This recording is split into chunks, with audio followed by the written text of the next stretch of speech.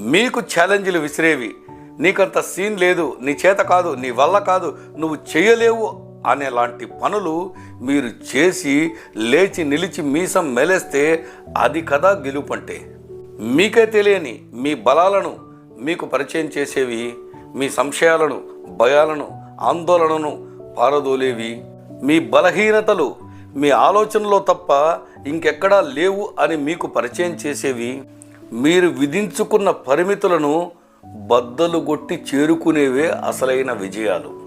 జ్యాదా పసీనే కా బాద్ ఠండీ హవా కా మజా మిల్తా అంటారు. ఎక్కువగా కష్టపడ్డ తర్వాత, పోరాడిన తర్వాత వచ్చే విజయంలో చాలా సంతృప్తి ఉంటుంది.